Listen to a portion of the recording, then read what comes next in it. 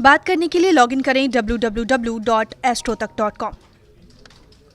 अक्सर ऐसा होता है कि अच्छे विवाह के लिए, अच्छे वैवाहिक जीवन के लिए हम विवाह के पहले कुंडली मिलाते हैं।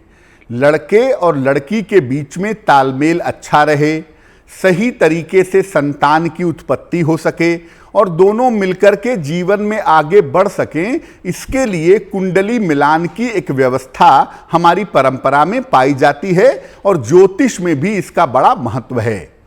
लेकिन बहुत बार ऐसा होता है कि कुंडली मिलाने के बावजूद शादी नहीं चल पाती और बहुत बार ऐसा होता है कि कुंडली न मिलने के बावजूद भी विवाह चल जाता है। क्या होता है कुंडली मिलान का मामला और कुंडली मिलाना इतना जरूरी क्यों है, इस विषय पर बात करेंगे। आपको बताएंगे कि कुंडली मिलान में किन किन बातों का विशेष ध्यान रखना चाहिए। क्या कुंडली मिलाने से विवाह होने के सफल होने की गारंटी दी जा सकती है? यानी कुंडली अगर हम मिला लेंगे ठीक से तो क्या इस बात की गारंटी है कि विवाह सफल होगा? क्योंकि बहुत सारे लोग दुनिया में आपको ऐसे भी मिलेंगे जिन्होंने कुंडलियां मिलाई फिर भी विवाह नहीं चल पाया, और बहुत सारे लोग ऐसे मिलेंगे जिन्होंने कुंडलियां कभी नहीं मिलाई फिर भी उनका विवाह चल गया। समझते हैं इसको।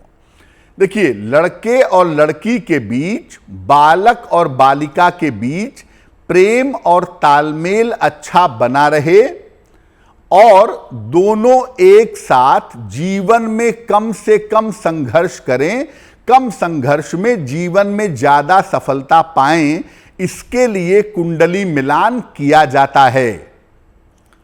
कुंडली मिलान में बहुत सारी चीजों पर विचार किया जाता है। मोटे तौर पे उसको अष्टकूट मिलान कहते हैं। 8 चीजों पर विचार करना जरूरी होता है। इसमें प्रमुख जो चीजें हैं वो है नाड़ी दोष, ग्रह मैत्री, गण, भकूट और मंगल दोष। इसके अलावा वर्ण और योनि भी मिलाई जाती है, लेकिन मुख्यतः नाड़ी दोष, ग्रह मैत्री, गण, भकूट और मंगल दोष पर ज्यादा ध्यान दिया जाता है।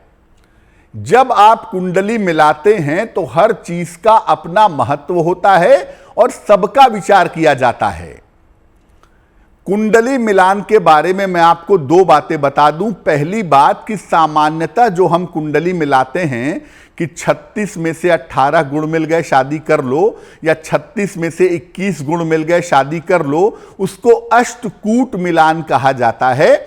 और ये एक सामान्य तरीका है समझने का, ये डिटेल्ड तरीका नहीं है।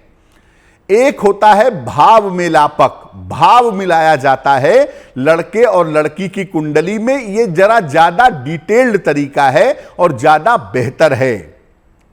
भारत के महान ज्योतिषी श्री के.एन. राव ने अपने शोध में यह साबित किया है कि कुंडली को मिलाना कैसे चाहिए, दरअसल उसका सही तरीका क्या है। और केवल अष्टकूट मिलान को ही आप अंतिम मिलान मत मानिए, आपको बहुत सारी चीजों का विचार करना है, जैसे लग्न कुंडली का, शुक्र कुंडली का और नवमांश का विचार करने के बाद ही आप कुंडली मिलान पर कोई बात कह सकते हैं।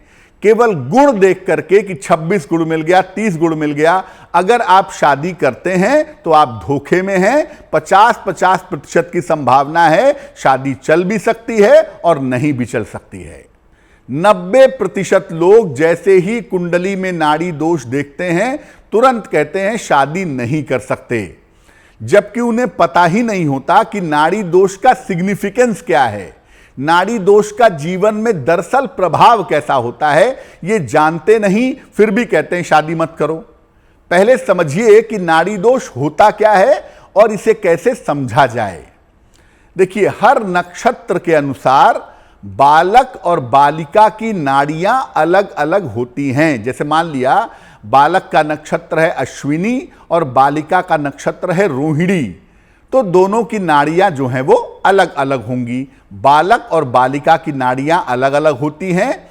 इससे वर और कन्या का स्वास्थ्य देखा जाता है नाड़ियों से, और यह भी देखा जाता है कि संतान की उत्पत्ति कितनी आसानी से होगी, संतान की उत्पत्ति की संभावनाएं क्या हैं।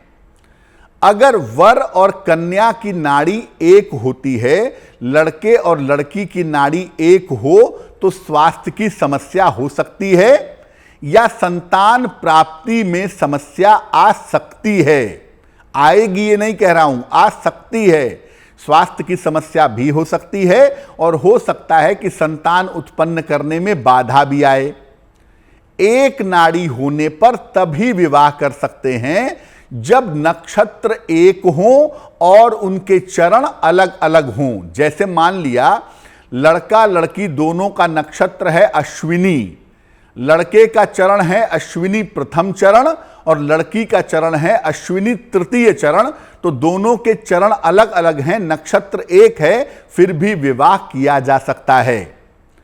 एक बात और इसमें समझनी होगी कि अगर लड़के और लड़की दोनों का बृहस्पति अच्छा हो तो भी विवाह किया जा सकता है, क्योंकि अगर दोनों का बृहस्पति अच्छा होगा तो वैवाहिक जीवन में सेहत की दिक्कतें नहीं होंगी, साथ ही साथ संतान होने में भी समस्याएं पैदा नहीं होंगी।